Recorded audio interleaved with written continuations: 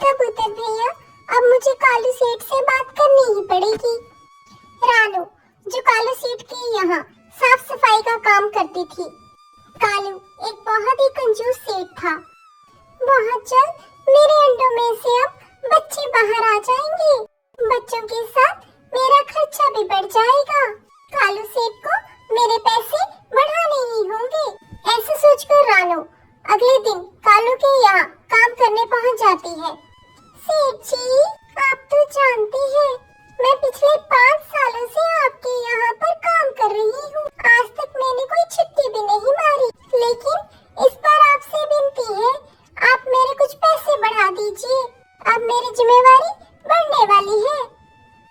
रानू, इस बार मेरा धंधा भी कुछ अच्छा नहीं रहा। इस बार मैं तुम्हारे पैसे नहीं बढ़ा पाऊंगा। जैसे ही मेरा धंधा फिर से अच्छा चल पड़ेगा, मैं तुम्हारे पैसे भी बढ़ा दूंगा।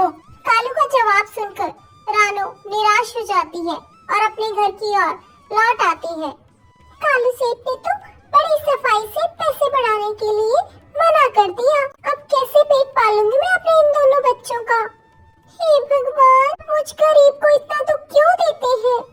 यही सोच सोचकर रानू की आंख लग जाती है। तभी आधी रात को बहुत तेज बारिश होनी शुरू हो जाती है और रानू की आंख खुल जाती है।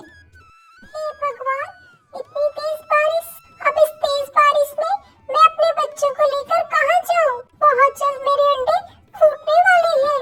हाँ, ऐसा करती हूँ, अपनी सहेली मीनू के घर जाती हूँ। वो मेरे अंडों का खूब ध्यान रखेगी। यही सोचकर रानू अपने अंडे लेकर मीनू के यहाँ जाती है। मीनू बहन, बाहर आओ। क्या हुआ रानू, तुम इतना चिल्ला क्यों रही हो इतनी तेज बारिश में? मीनू बहन, आप तो जानती हैं मेरे पास पक्का घर नहीं है, इसलिए आज रात के लिए ये मेरे अंडे अपने पास रख लीजिए। सुबह होते ही मैं इनको अपने साथ ले जाऊंगी। आप तो जानती हैं मुझे पक्का घर बनाने के लिए बहुत मेहनत करनी पड़ेगी और उस दौरान मैं अपने अंडों का ध्यान नहीं रख पाऊंगी। सुनो रानू, मेरे घर में तुम्हारे अंडे रखने की जगह नहीं है। तुम अपने अंडे लेकर कहीं और चली जाओ। इतना कहकर मीनू चिड़िया अंदर से दरवाजा बंद कर लेती है।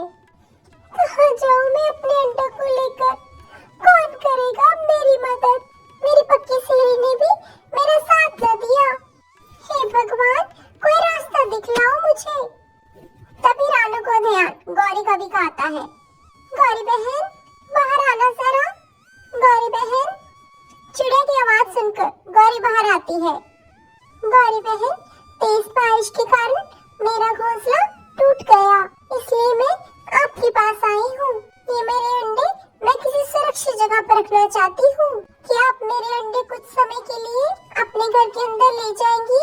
तब तक मैं अपना खुद का घर बना लूंगी। हाँ हाँ रानू बहन, तुम चिंता क्यों करती हो?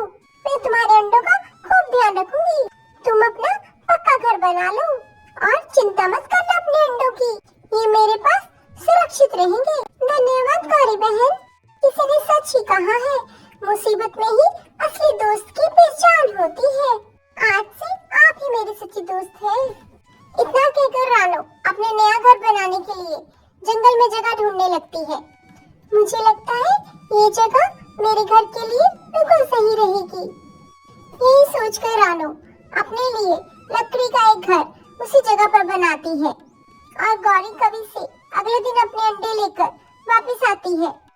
पर वापस आते हुए तेज तूफान के कारण उसके हाथ से उसकी अंडे की टोकरी छूट जाती है और उसके प्यारे अंडे टूट जाते हैं। हे भगवान, आपने ऐसा क्यों किया? क्यों आप इस गरीब की इतनी परीक्षा लेती हैं? मेरे जीवन का सहारा मेरे अंडे ही आपने मुझसे छीन लिए। अब मैं किसके सहारे जीऊंगी? कौन मुझे मम्मा कहेगा? रानू ये सब सोच रही होती है, तभी उसकी नजर दूर पड़े एक अंडे पर जाती है। अरे, ये किसका अंडा है? और ये अंडा हिल भी रहा है। लगता है इसमें से बच्चा बाहर आने वाला है। यही सोचकर रानू अपनी चोंच उस अंडे पर लगाती है। उसके बार बार चोंच मारने के कारण अंडा टूट जाता है और उसमें से एक चिड़िया का बच्चा बाहर आता है। रानू इस चिड़िया के बच्चे को देखकर बहुत खुश होती है। शुक्रिया ऊपर वाले,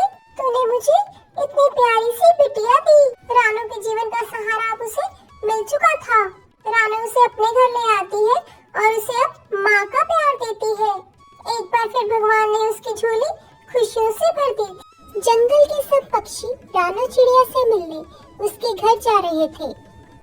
आप सब यहाँ। रानू बहन, जंगल में बहुत बड़ी मुसीबत आने वाली है। हाँ, हमें जल्दी अपने घर अब खाली करने पड़ेंगे, क्योंकि हमने सुना है इस बार की बरसात जंगल को ले डूबेगी। इस बार बादल बहुत गुस्से में है। दोस्तों, आप सब चिंता मत करें, हम मिलकर जल्द ही इस मुसीबत का हल निकाल लेंगे। वो सब बातें कर ही रहे थे कि तभी जंगल में काले बादल हर तरफ छा जाते हैं। समुद्र से पानी पीकर बादल जंगल की ओर आ रहे थे। वहीं दूसरी दिशा में भी बादल पानी पीकर जंगल की तरफ आ रहे थे। अरे साथियों, तुम सभी इतना ज्यादा पानी क्यों पीकर आ गए? अरे दोस्त, हमने सोचा क्या पता तुम्हें वहाँ पर पानी नहीं मिल पाएगा, इसीलिए हम सब तुम्हारे हिस्से का भी पानी पीकर आ गए। हमने सोचा था इस बार जंगल में बारिश तो हम जोरदार ही करेंगे। साथियों, ये सब बातें तो हम बाद में भी कर सकते हैं। चलो अब जोरदार बारिश करते हैं। इतना कहकर वो सब बरसने लग जाते हैं। इतनी तेज बरसात होने के कारण जंगल में हर तरफ पानी ही पानी भर जाता है। जंगल में कई पक्षियों के घर बरसात में टूट के बिखर जाते हैं। उनमें से कालू और गौरी का घर भी नदी में बह जाता है। किसी तरह कालू और गौरी अपनी जान बचाते हैं और वो अपनी जान बचाकर चिड़िया के घर आ जाते हैं। चिड़िया बहन, हमें बचा लो, हमारा घर डूब गया। कोई भैया घबराइए मत, आप मेरे घर रह लीजिए। मेरा घर काफी ऊंचाई पर है। धीरे धीरे सब पक्षी चिड़िया के घर पर इकट्ठे होने लग जाते हैं। चिड़िया बहन, जंगल में बाढ़ आ चुकी है, हमें अब बादल भाई के पास जाना पड़ेगा। हाँ कबूतर चाचा, मुझे भी ऐसा ही लगता है। चलो हम सब चलकर बादल भैया से बात करते हैं। यही सोचकर वो सब बादल भाई से मिलने चले जाते हैं।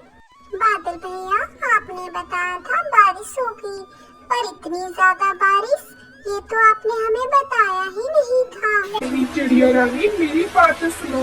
इतना कहकर बादल चिड़िया को सारी बात बताता है, किस तरह उसके साथियों ने उसके हिस्से का भी पानी पी लिया था। बादल भैया, अब आप बताएं, पूरे जंगल में पानी ही पानी है। आखिर कब तक हम इस पेड़ पर भूखे प्यासे बैठे रहें? ऐसे तो हम मर ही जाएंगे। अरे चिड़िया रानी, तुम चिंता ना करो, इसके लिए मेरे पास एक उपाय है। फिर बादल ने अपने में से ही बादल को निकालकर पक्षियों के रहने का स्थान बना दिया। चिड़िया रानी और बाकी सब पक्षी, जब तक जंगल का पानी कम नहीं हो जाता, आप सब इसी घर में रह सकते हो, और जब पानी खत्म हो जाए तो आप यहाँ से निकल जाना। ये घर खुद ब खुद मेरे पास वापस आ जाएंगे। आपका बहुत बहुत शुक्रिया बादल भैया, पर हमें बहुत तेज भूख भी लगी है। मैंने इसका भी उपाय कर दिया है। हर बादल की दर में भरपूर फल रखे हुए हैं। जब तक पानी खत्म नहीं होता, आप सब उन फलों को खा सकते हैं। इतना कहकर बादल वहाँ से चला गया और सब पक्षी मिलजुल कर बादल के घर में रहने लगे। दोस्तों, कहानी अच्छी लगी हो तो प्लीज